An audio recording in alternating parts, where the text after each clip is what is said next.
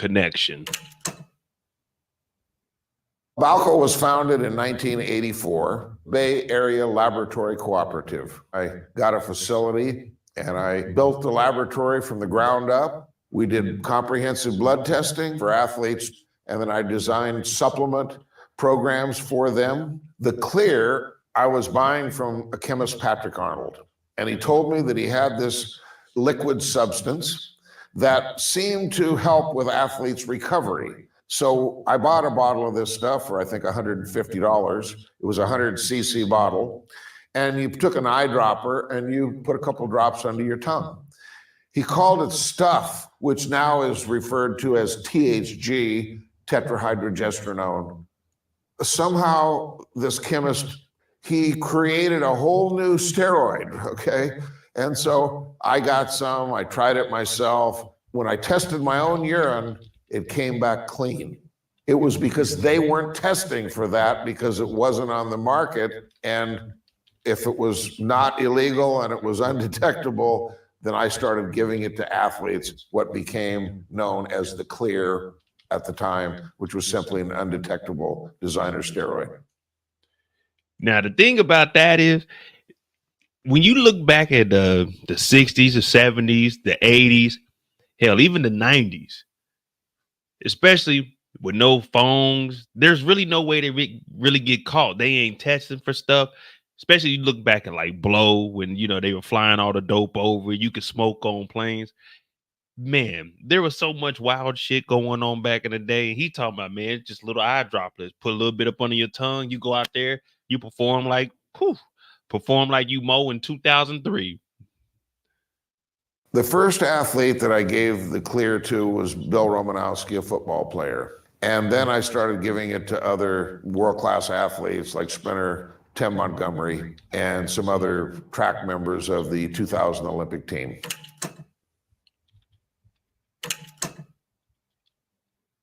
We started with the blood testing to determine what specific nutrients that the athlete would need. And it's not about taking mega doses of any one nutrient or any one drug. It's about a proper balance. We were using multiple different drugs. The clear, I realized that this is way too strong to be used in the manner that I was told that it was being used. I had the athletes take a very different dosage, much lower, on Monday. And then on Tuesday, I developed this cream that had epitestosterone and testosterone to keep your TE ratio in balance. That was kind of a masking agent. So they would take the clear Monday, the cream Tuesday, the clear Wednesday, the cream Thursday, then be off on Friday, Saturday, Sunday.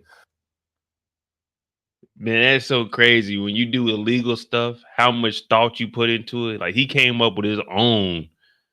He said, listen, all right, the drops is 100 milligrams. That's just too much. So what we're going to do, we're going to lower that down, and then I'm going to put some cream on you. So it's going to mask what you took yesterday, but you do that Monday and Wednesday, Tuesday and Thursday, the cream, and then you got 3 days off. Well, you don't get paid from the Olympics. That's the thing. You don't get paid from the Olympics. It comes from your sponsors and anything off of that. So I guess,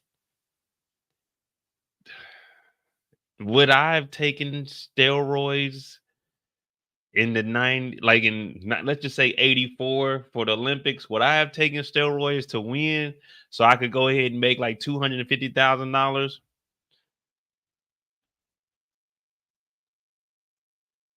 I think I would have. I think I would have. It's the 80s, you know what I'm saying? I got to get fly a little bit. I'm already an athlete, so this is just helping me recover a little bit. So I probably would have done it. I probably would have at least. I'm not saying I would have been on that stuff, but I would have been on that stuff if it makes sense. I probably would have tried to like maybe one cycle. Now, they were taking other drugs like growth hormone. You typically do that daily at night. A lot of people believe that, you know, it was all about the clear. We were using other types of drugs, including EPO. EPO is a hormone that your body naturally produces. It gets manufactured in the bone marrow, and it stimulates the production of red blood cells.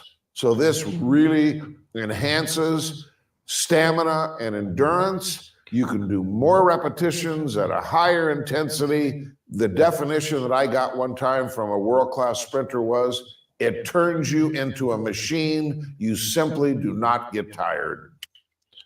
That's what they say LeBron is on, allegedly. Now, he ain't never deny it. He'll get on here and deny everything else. But when, what's the dude, Shell McConan said it, LeBron ain't declined or denied any of the allegations. But it did come up that his wife and trainer was in on that. And people talk about, oh, age 39. Yeah, okay, age 39, my ass. I'm 39, and trust me, your body just ain't built like that. I'm not even built like that, Tommy. That ain't even me, yo. But the truth shall set you free, LeBron. Allegedly.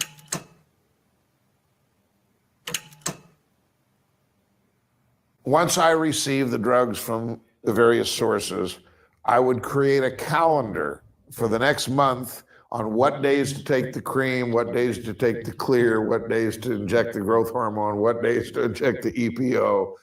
Everybody called it Victor's short leash. I would send the clear and the cream in little packets and use FedEx. Now, of course, I would talk to them on the phone and consult with them. Some of them came and actually, we would go train near Balco at the time. And so I was creating the programs and supervising the programs. And of course, I knew I was breaking the law. But I also knew that these crimes were very soft. So in my thinking, it was, okay, if something happens, then do the crime, serve the time.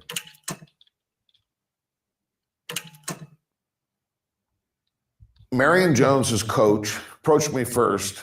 They were at a track meet over in Europe. And basically, initially, the communication was between her husband and I and her coach and I. So I sent a box to North Carolina that had these substances in it, and she started using them. We designed the highest and best use of the growth hormone that we had. So after specific events, to aid recovery for the next event, she was using growth hormone. During the games, with us fully knowing that they were not testing for growth hormone. She won 3 gold medals and 2 bronze at the Olympic Games in Sydney, Australia in the year 2000. She was the absolute golden girl of the Olympic Games. She was doing Nike commercials, Can You Dig It? General Motors, Sports Illustrated. I was very excited to be there sitting at the 100-meter finish line when she ran that very fast race and won by over 4 meters. My role was very small. So I can't take credit for her victories or her medals. She was a great #1 from 1997 until 2000. So she dominated for 3 years before I ever met her. Let me, for a moment, just...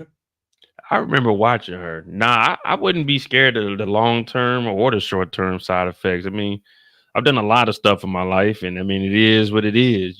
When you go to the doctor, they give you stuff. They always tell you there's some side effects to it. So, I mean, if it's gonna help, it's gonna help. I had this topical cream that I had to put on like my on my ankle when I tore my ligament. But I mean, I ain't know what it did. They just told me to do it. But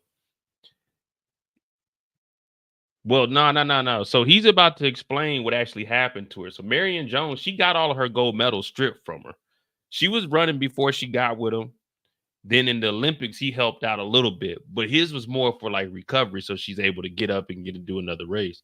She didn't go to jail for taking steroids, though. She didn't go to jail for steroids. She went to jail. I forgot what was it. Was it fraud?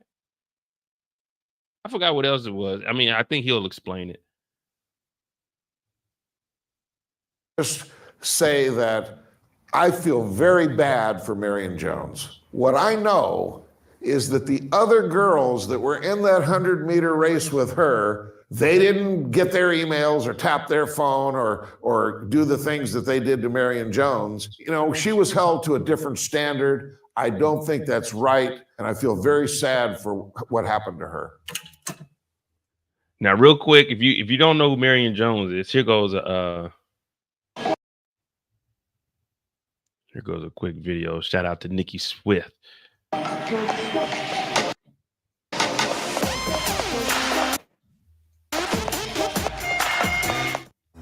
She won some Olympic medals, headed to prison, and then became a gladiator. This is the story of the rise, downfall, and redemption of Marion Jones. Marion Jones initially found her way to athletics, specifically basketball and track, as a way of connecting with her half-brother, Albert Kelly. While in college at the University of North Carolina, she was on the national champion Tar Heel basketball team in 1994. She also met with her future husband, shot putter C.J. Hunter. CJ Hunter is the guy that went to talk to the dude about this. He went to go talk to him about the steroids, CJ Hunter. Now, she used to hoop and everything. Hold on. This is sports romance. We can get that out the way. But here we go. The controversy. At the 2000 Sydney Olympic Games, Jones competed in 5 track and field events: the 100 meters, 200 meters, 4x400 meter relay, 4x100 meter relay, and the long jump. She was laser focused on achieving her goal of 5 gold medals. It didn't quite work out as perfectly as she'd hoped, though she did become the first woman to win 5 medals at a single Olympics. She took the gold in the 100, 200, and 4x4, while settling for third-place bronzes in the other 2 events. Her husband, C.J. Hunter, pulled out of the shot put competition due to an injury but stayed on as her coach. Shortly after she won her first event, news broke that Hunter had failed his pre-Olympic drug tests. He backed out. They said it was an injury, but the controversy with him was they said it was an injury is why he dropped out, but he knew he wasn't going to pass that test. So he went ahead and dropped out because she was on it too, and he didn't want to get her exposed. So he stepped back, but then it started shedding some light. Was she using it too? If he did it, if she won all these medals, you see how that works out? Like, he should have never been in the Olympics at all. You know what I mean? So it was all kinds of messed up, man. I remember being young watching this. This is what, my freshman? No, this is my sophomore year, 2000. Yeah, this is Summer Olympics. So this is summer 2000. He tested positive for the anabolic steroid, nandrolone, which resulted in a suspension and the loss of his coaching credentials. The scandal cast a negative light on Jones's drug-free image, and it didn't help their marriage either, as they divorced in 2002. Marion Jones and C.J. Hunter didn't have kids during their time together, but motherhood was still in the cards for Jones. After they split up, she began dating Tim Montgomery, who was at the time the world record holder in the 100 meters. They eventually had a son, Timothy Montgomery Jr., who was born prematurely. Shortly afterward, Jones issued a press release in which she said, "I am so happy. This is the..." All right, we good right there. Throughout her track and field career, Marion Jones fought off allegations of steroid use. They went all the way back to her time in high school after she missed a drug test. At the time, she was suspended from competing in track and field competitions for 4 years. She appealed that decision, claiming that she never received the letter notifying her of the test. She even hired famed attorney Johnny Cochran to defend her, and they successfully overturned the suspension. But that was only the beginning of this saga. During college, Jones developed a reputation for working with coaches who found themselves on the wrong side of a steroid scandal. See, she was a hooper and everything, but man, this goes back to college, and then the first husband was on it, and then Montgomery. I can't remember, it was Montgomery. I think he got caught up in some of it also. He was a winner also. Her second husband. I don't know if they're going to explain if Montgomery was in it, but yeah, it was just following her around, man. She was fighting that image, but it just looks bad, man. Perception is reality. The ones you keep around you, you got to assume that they in on it. Most notably, her former husband and coach C.J. Hunter tested positive for steroids multiple times. Jones's name also came up during the scandal surrounding the Bay Area Laboratory Cooperative, aka Balco. In 2002, the federal government investigated Balco, and their findings implicated dozens of athletes in a systematic distribution of performance-enhancing drugs. Jones vehemently denied that she used any banned substances, and she never failed a test. She even went so far as daring the anti-doping agency to charge her in 2004. For years, Marion Jones maintained that she didn't use steroids at any point in her career. Unfortunately, though, there was plenty of evidence implicating her, so the U.S. Anti-Doping Agency opened an investigation. Victor Conti, the founder of Balco, testified that he personally helped inject Jones with steroids before and after the 2000 Olympics. C.J. Hunter also admitted to helping her take steroids. See, as soon as they get the divorce, CJ talking about, yeah, I helped her out. Like, damn, CJ, just because she divorced you, man, you ain't got to call her out. And then Victor over here, he had to come clean because the feds was on him. For him, he knew it was remember, he said it was minimum time that you would get for a crime like this. So when the feds came and knocking, he's like, well, let me just go ahead and tell them what I know so I can give me a little 2 or 3 years and I could be done with mine. Time served. However, she never failed a test, so no charges were brought against her. But then, in 2006, Jones failed a preliminary drug test when erythropoietin was found in her urine. A subsequent test didn't find any more of the drug, so her name was cleared for the time being. But then, on October 5th, 2007, she held a press conference and admitted to lying to federal investigators and to taking steroids before and after the 2000 Olympics. I have betrayed your trust. Lying to federal investigators is a crime, and Jones faced a maximum possible sentence of 5 years in prison if convicted. She'd previously claimed that she believed that she took a flaxseed oil supplement, but her admission in 2007 suddenly changed the stakes for her. Well, that's a little bit about Miriam Jones. That's a little bit about her. I knew she didn't go to jail for the steroids. She went to jail for lying to the feds. But that's why I always tell y'all, man, listen, if you're going to lie, you got to lie that thing all the way out. Never, ever tell on yourself. Never tell on yourself. I'd be damned if I get up there and hold a press conference. But I'm assuming someone's probably like blackmailing her. Either you tell on yourself or we expose you. You see what I'm saying? So it's like, man, you might as well tell, because if they expose you, you might not get away with it. But oh yeah, this is what I wanted to show y'all. Cause y'all know y'all be thinking I'm just hating and stuff. But you know, I don't be doing no hating. I be giving y'all facts.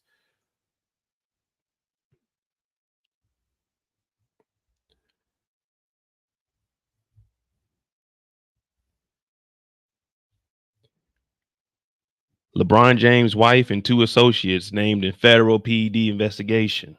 There hasn't been a performance-enhancing drug scandal in basketball, at least not to the level of the likes of Balco.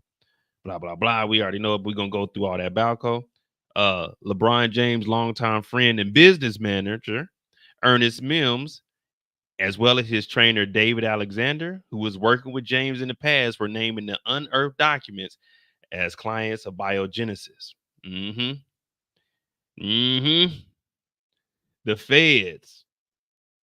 The feds got your boy in this, but somehow ESPN, Fox Sports, none of them speak about this in the mainstream media. They just try to sweep it up under the rug. But the feds had LeBron's business manager, his trainer, and his wife. They said LeBron's name wasn't linked to it, but all 3 of them were linked to Biogenesis, EPOs. You mean to tell me your wife, the non-athletic Savannah James, allegedly was around this, but you weren't around the LeBron? When you're paying for the trainer, when that's your business manager, not her business manager? Yeah. See, I'm going to give you guys the facts, but they going to sweep it up under the rug. They going to sweep it up under the rug. Y'all haven't heard LeBron James once denying it, have you? No, you haven't. You're not. You know he ain't trying to bring this up, but I'm waiting. Look, even Bleacher Report has it right here. When LeBron grew 3 inches in the locker room, paused, and went from 300 to 260 pounds. I mean, it's a lot of stuff out there. You just got to dig. That's all you got to do. Just do a little bit of digging. Let's get back into this damn documentary, though.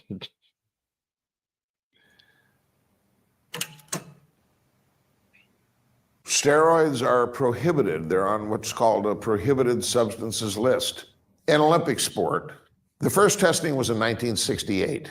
In 1976, they only had a test for anabolic steroids, about a dozen, but no test for testosterone, the granddaddy. So everybody there, they called it the testosterone games. Thereafter, they didn't have out of competition testing compared to in competition testing until it was implemented in 1990. So in 1988, when FloJo broke the world record in the 100 meters and 200 meters and all that, there was no testing out of competition. All they had to do was taper off these drugs, show up at the Olympics, and put on these monstrous performances. You know, when you use these powerful drugs, it's during training camp where the benefits come. And they carry over for months and months, if not years. So an athlete that's competing in September in the Olympics is using drugs the previous October, November, December, right, with intensive weight training. Even now, today, people, they test you at a competition, but the athletes are not stupid enough to have this in their system. It's when they were using it months before, and then they get the carryover benefits. What the testers were doing before Balco, even at the Olympic level, is they only tested endurance athletes that were running 10,000 meters or marathon, because they didn't understand that EPO is not a performance drug. So this documentary came out 6 days ago. This is current, because he's going to talk about the 2024 Olympics. He's going to talk about the loopholes on how they can get away with using steroids. That's kind of what he's talking about now with the testing. They can use it all the way up until like October, because there's no out of competition testing. So they can use that all the way up until, I think it's like the first testing starts in like May. So they can use that and they can have that cycle. So when they roll into this, they still already be good. Yeah, I mean,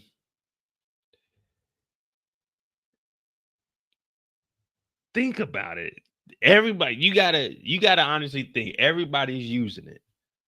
Everybody's using it. There's no way, unless you like head to head, neck and neck, pause on both of that, but we talking sports.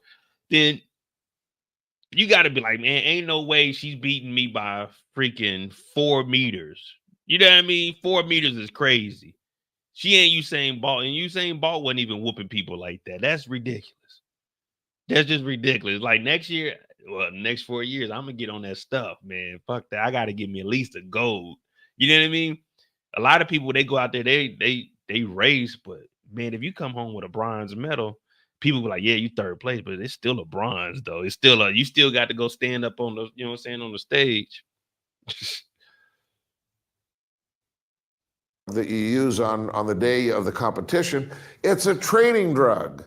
Well, as an example, in Sydney, Australia in 2000, they did not test anybody except the long distance runners for EPO. So the sprinters, Marion Jones, and other athletes that I worked with there, they weren't even tested for growth hormone, which we used, or EPO, which we use. These are both endogenous hormones. So circumventing the testing was like taking candy from a baby. It was very simple. So we were actually using growth hormone at the competition between events. I never had any contact directly with the International Olympic Committee or the United States Olympic Committee, even though later I did meet with WADA, USADA, the actual drug testing entity. So that's not the Olympic Committee. WADA, the World Anti-Doping Agency, was founded in the year 1999 for the 2000 Olympics, where I was in Sydney with Marion. Was it founded for the health and safety of the athletes and to create a level playing field? In my opinion, it was founded to protect the logos of the sponsors of the Olympic Games. You have what is called TOP. TOP stands for the Olympic Partner Program. That's how they raised the $2 billion, and that comes from 14 companies. Originally McDonald's, Coca-Cola, Toyota, Panasonic, now it's Airbnb. The reason they have all these loopholes is because they, my opinion, they generally don't desire to catch these athletes because it's bad for business. I mean, we know all sporting events, it's always money first. That's why it's called professional sports. Business first, entertainment second, competition third. If the storyline makes more money, we're going to go with it. If the athlete draws a bigger crowd, we're going to go with it. It's all about numbers at the end of the day. And that goes for every sport. Now, is it fixed? To a certain extent, I believe so. But at the end of the day, there's a bottom line that you got to meet. And they're not out here owning these teams and having these events for free. You know, the Olympics ain't free. And that's why we're going to go into another video. We're going to talk about that a little bit also. And why a lot of countries, they don't even want the Olympics. I had met an Olympic official who had told me about some positive drug test cover-ups that he knew about that occurred at the 1988 Olympics. And at the 1992 trials, US track and field trials in New Orleans, I was working with a shot putter named Greg Trefalis. And he was taking steroids, including dianabol. So he got fourth. He didn't make the team. But he'd been on the previous 1988 Olympic team, and I went with him to Seoul, Korea. But a few days after the competition, I got a call from this Olympic official, and he said, "Your boy has tested positive." A few days after that, I get a second call from this Olympic official, and he says, "Tell your boy that he's off the hook." I said, "What do you mean he's off the hook?" And he said, "Well, the elder statesmen got together and decided that this was just not a good time for these positive drug tests to come out. Apparently, there were 5 positive drug tests, including a high jumper, and my shot putter, Greg, was one of them. And he said, they've just decided it's not a good time and they're going to sweep them under the rug." I realized that basically from the top to the bottom, I mean the television networks, the International Olympic Committee, WADA, the testing agency, the athletes, they are all a part of this corruption. Yeah, you see that? He even said from the top, they like, man, it's too many damn positive tests. If we release all of that, then it's going to be a lot of speculation. Like, hey, who's really on drugs? They allowing all of this? So they just said, the hell with it, man. Don't say that anybody was on it. But I mean, the fix is in. Like I say, man, it's that money. It's that money. Like Torian said about Caitlin Clark. But the Olympics are free. So there's really no benefit of like that. They actually trying to win the gold. So they didn't pick her because of it. They didn't think that she was going to be capable of helping win. Yeah, she had a good all-star. Well, she had an all right all-star game. She did a lot of passing and got the assist, but shit, she was missing all them shots. So, I mean, as far as the Olympics go, that's why you see LeBron and them actually show up. Before this, they weren't going to play no Olympics, but it's like, damn, they actually want to win because, you know, they've been talking trash. Like, USA ain't got it. But, yeah, we ain't generating no money off of this. I mean, you might have your endorsements, but those NBA players already got that. This basketball team going over to the Olympics is the highest paid team, well, the most paid team in the history. This is over $1 billion team that they're sending over there. So if they get less than anything less than gold, it's a failure. Hell, if they lose one game, it's technically a failure. They're over $1 billion worth of salaries on this team. Hell, three players make $1 billion on this damn NBA team or the Olympic team. So if they lose any games, I'm looking at them like, y'all niggas is jokes. Just y'all are jokes. I believe the athletes are the victims of this corruption. They're in a system and they get there and they realize that there's a rampant use of drugs and it develops a use or lose mentality. And if you know that your competitor's doing it 80% of the time, in my opinion, that enables you to make that decision to join that culture. But the athletes basically have no choice. There you go, Tori, in Russia. Russia had state-sponsored doping. There was a massive conspiracy there where I believe from the very top, meaning Putin down, and I actually talked to Grigory Rodchenkov. The situation in Russia is becoming even worse. The lies and denials continue from the top. Who was the head of the Moscow lab that is featured in the Icarus film. What he was doing was he used, similar to what I did with liquid under the tongue, he took 1,000 athletes and he collected urine samples. Then he gave them all these designer type, it had alcohol in it to help the absorption, to all these athletes. They won big medals in 2012 at the Olympics, 2013 at the track and field, and he paid enormous dollars to bring these events into Russia so that the samples, when they came in, they were all marked. They knew who the Russian athletes were. They cut a hole in the wall and put a piece of furniture in front of it. And next door, the FSB, the equivalent of the FBI over there, they were removing the urine that was in the container, had steroids in it from the competition. They'd figured out a way to take the lid off, clean it, and put in the clean urine. Then they pushed it back through the wall, and they ran a report on that. So it was a huge conspiracy, very smart. He had to escape. He's under the witness protection program here in the United States. Good old Russia. Well, SNAC is the name of my company, and ZMA is the name of the product. I first created the idea for ZMA in 1996. It is a nighttime anabolic formula to help you get a deeper sleep so that your body secretes more growth hormone. Many people fail to realize that the product that I developed, ZMA, with over 100 distributors around the world, that I had made millions of dollars. So in 1999 and 2000, I'd already made probably $5 million by that point. So I was not doing this for the money. I was doing this really for the challenge, for the excitement, for the fun. It was like a hobby for me. For the fun. They try to put me into this classification of a strength and conditioning coach or trainer or sports nutritionist. I call myself a project team leader. Whatever that project is, that means that I finance it, I hire the people that are involved, I pay them, they don't pay me. In general, I was never paid by athletes. For Marion Jones specifically, there was one check, and I believe it was in the amount of $7,000 and change. After the Olympic Games in 2000, when we put together what I called Project World Record, and this involved Charlie Francis, who I hired. He was the sprint coach for Ben Johnson, who in 1988 tested positive at the Olympic Games.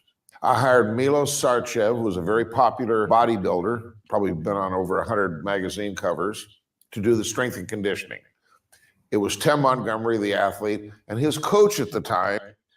Tim Montgomery, that's Marion Jones' second husband. So the first husband got hit with steroids at the Olympics after he dropped out, and then you got Tim Montgomery, who was with her after the 2000s. Man, she sure knows how to pick them. Was a very popular bodybuilder, probably been on over 100 magazine covers, to do the strength and conditioning. It was Tim Montgomery, the athlete, and his coach at the time was Trevor Graham. So I flew everybody out from Toronto, Los Angeles, North Carolina. We met at Balco, and we created this plan. And in the 2001 season, he won silver indoor and silver outdoor world championship medals. During Project World Record, I did not pay Tim Montgomery, I did not pay Trevor Graham, but I did pay Charlie Francis, and I did pay Milos Sarcev. And this is 20 years ago, but I believe Charlie, I paid him something like $2,000 a day. What I was gaining. $2,000 a day don't sound bad. $2,000 a day? Yeah. Ooh. Whatever this is, I'll be back tomorrow. Add that 2,000 in cash, though. No checks, no checks. I need that 2,000 in cash. And Tim Montgomery was taking it. He was only getting silver. Man, I'm not taking it and getting silver. If I'm taking, I need to get gold at least one gold. But $2,000 a day, that ain't bad. I probably do a month for 2,000 a day. That ain't bad. That ain't bad. Gaining from that is the promotion. Back then, the athletes were wearing shirts and promoting ZMA. And of course, Tim Montgomery wore the ZMA logo, and he won the United States Championship in the 100 meters in 2001. Yeah, that was the first person he talked about, RC. Marion Jones did not actually go to prison for using drugs. She became involved in a check fraud scheme and also for lying to a federal agent. See, I knew I was right. I knew she had fraud. I forgot about the lying to the agent. I knew she went to jail for fraud, though. So it was check fraud. Then she was down on her last leg. I knew it had something to do with fraud when she went to jail. That's what I remember. I forgot just she got in trouble for lying. Because I thought when she admitted it, I didn't know she went to jail for it. You know, I was what, 13, 14 years old. No, I was like, no, this is like 2006 when she came out there. But she did go that check fraud. So I was about 20. I just remember it was fraud, though. Damn. Boy, that's what they get you on. That fraud will always get you. You can get away with murder. You can get away with stealing. But the moment you commit fraud, that's like the only crime you can't get away from. Fraud always comes back and gets you. She didn't go to prison, actually, for anything to do with doping in sport. Ultimately, what I went to prison for was for distributing. I had a prescription for cream, testosterone cream. So I took that and I added some epitestosterone to it. But with each time you would do it, you'd only do like a half a gram. So I had enough to supply twice a week, maybe max 25, 30 athletes. The entire amount of drugs that they confiscated that I was charged with was $1,700 worth street value and fit in a shoebox. So it was under 250 units, and the crime was 0 to 6 months. I served 4 months in a prison camp. I have a lot of regrets. The most difficult part of all for me was the shame that I brought to my family. And I was reckless because I didn't think about my own family. I didn't think about the family of the athletes that were involved. I didn't understand in the beginning that those on the peripheral, those not directly involved, how widespread the damage that I had caused would be. Here we go. Paris Olympics. The drug testing that they are doing now before the 2024 Olympics has got all sorts of loopholes in it. And it is very easy for the athletes to use PEDs. They have in-competition tests and out-of-competition tests. And during the out-of-competition, they don't even test for about 80 stimulants and narcotics. So you can use all these drugs in training, but they only test for them at the competition. So right there's a loophole you can drive a Mack truck through. The other substances, they're not using designer steroids. They're using endogenous hormones, which is testosterone, growth hormone, insulin, EPO, and they're microdosing, and they're often times doing this at night. So when the collectors come in the morning, their levels are back down below the allowable limits, as they say. Many supplements that are widely available, ZMA, creatine, there's a lot of supplements that really help to accelerate healing and tissue repair. There are a lot of things that are legal performance-enhancing substances. The sensitivity of the equipment, they can detect at lower levels. So the testing is getting better. And I believe that if the athletes became of the opinion that the testing was effective, that they'd like to compete without using drugs. They really would. They'd like to know that they're the best athlete out there and they did it with all the hard work and it wasn't just about PEDs. But they're forced to do it because this is what it takes in order to be competitive. We know that in a 100-meter race, that the use of PEDs will make you 2 to 4 meters faster. You can't even get anywhere near the final of an Olympic 100-meter race without doing something. That's just the way it is. That's my opinion.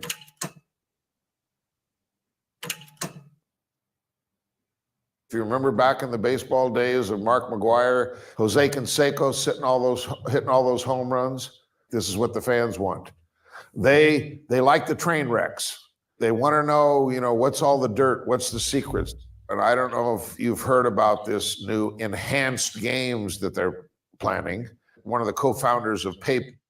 Yeah, it's a billionaire. So this enhanced game they ain't gonna talk about. I'll read one of the articles. I might, I think he'll go in more detail about it. But they're gonna allow people. They're gonna allow people to use like performance enhancement drugs. The only problem with that is people are gonna be too ridiculous with it. Like they're not gonna monitor themselves. They're gonna feel like, all right, I can just do another dose. People are gonna die. Their heart gonna explode. It's about to be ridiculous. But I'll watch it depending on what they do. If they just doing like weightlifting, I'm not about to watch that. I watch a strongman competition every now and then. It's cool. There's some competition where they moving the Mack trucks and stuff like that, but some of the stuff be boring.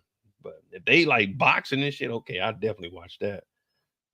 PayPal, a billionaire, and others, supposedly in 2025, are going to allow the athletes under medical supervision to use drugs and then hold a competition. I do not think it's a good idea. I think the general thinking of athletes is if a little bit's good, a lot's going to be great. And then they have a tendency to overdo it. And the next thing you know, they're doing self-harm. Performance enhancing drugs can be very dangerous. There have been Tour de France riders that have died from using EPO. Stimulants can cause cardiac arrest. Liver enzymes get elevated and you damage your liver. I mean, there's a lot of potential side effects. Now, let me say that some substances like testosterone, when used in moderation, are not that harmful. And I myself have a prescription and use testosterone. Now, I'm not gonna go into the Lance Armstrong, but as far as the Tour de France, man, I think there's a documentary on Netflix. It's either Netflix or Amazon. I want to say it's Netflix, but it's about Lance Armstrong. If you look at the drugs he was taking, oh man, that dude, there was no wonder why he was winning. He was on it. He knew when they were coming to test, they would come in there, he would give them a whole different thing of piss. Lance Armstrong was one of the biggest cheaters. And then you had his teammates, they were getting mad because it was like, man, y'all letting him win, y'all letting him dope up and do all of this. So they knew about it. Yeah, that's a huge scandal right there, man. Lance Armstrong let us down, man. Damn American. I've done everything in my power to be outspoken and work with people that have the same desire as I do, which is to reduce the abuse of performance enhancing drugs. So it's kind of given me a purpose.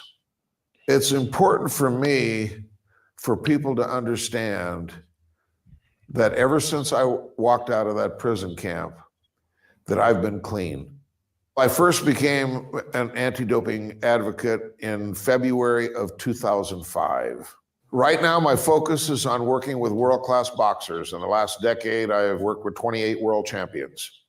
We have a training facility called SNAC, which that acronym stands for Scientific Nutrition for Advanced Conditioning. And those boxers are tested by VADA, Voluntary Anti-Doping Association, which is very stringent testing.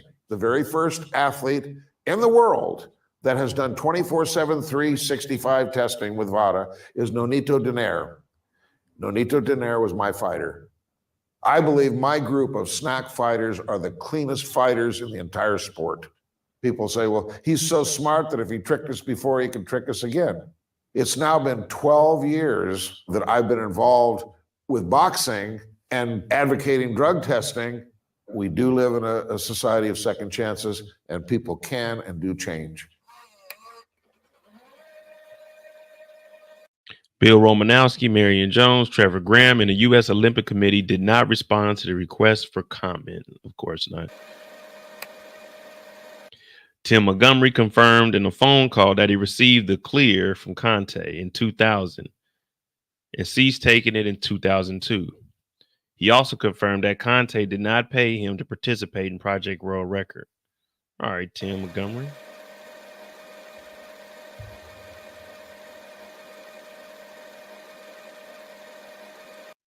A spokesperson for the U.S. Anti-Doping Agency wrote in an email, the level of sophistication and sensitivity of the testing has increased through the implementation, of the new direct testing and prohibited substances and the advent of the athletic biological passport or longitudinal indirect monitoring and biomarkers that change based on the use of doping substances and methods. Why would they use this font? Like, man, just give us regular font. We don't need the TV font. Blood testing allows the monitoring and prohibited substances, blah, blah, blah. Jeez Louise. Under global rules, Olympic and Paralympic athletes are subject to urine and blood testing 365, 24/7 with no notice testing both in and out of competition. Oh, so they just changed that?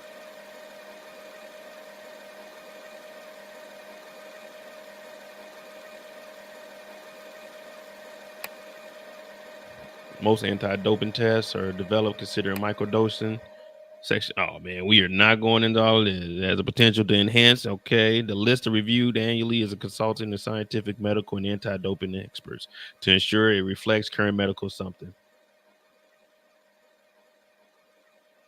All right, yeah, we're good on all of this. There's a lot of information. They could have had someone read this off to us. They definitely had someone read this off to us. But overall, there's going to be steroids use this year in the Olympics. Like I said, they're saying that the Chinese swimmers, they're already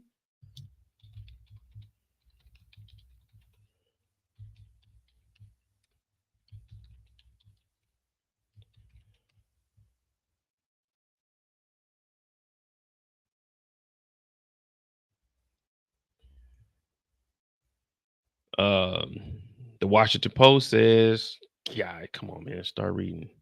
Enter email address free@gmail.com.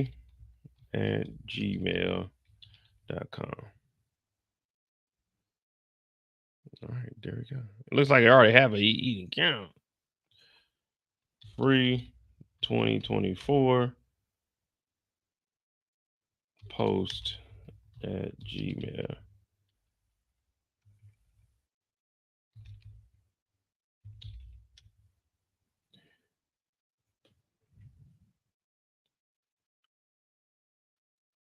All right, well, they ain't gonna let us get in here. We're trying to fake the phone. All right, here we go. CNN got something. Warning signs blinking over swimmers' anger at alleged Chinese doping scandal ahead of Olympics. So China's already getting it cracking.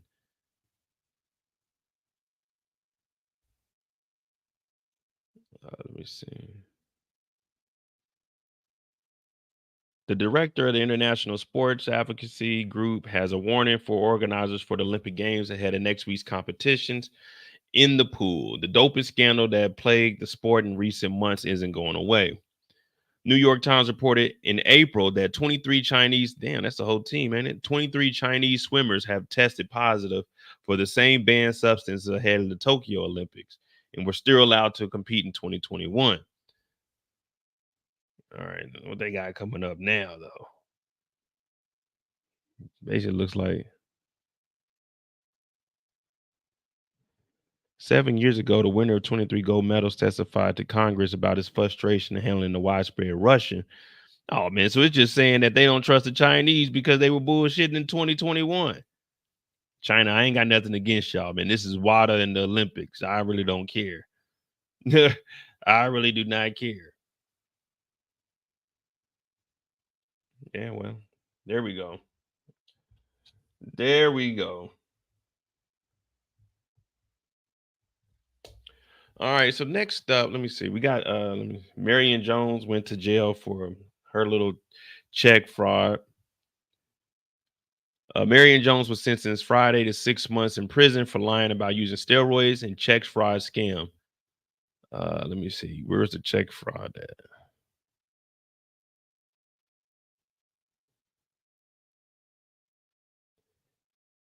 That's what I'm trying to see. Was she guilty of how much money was she getting?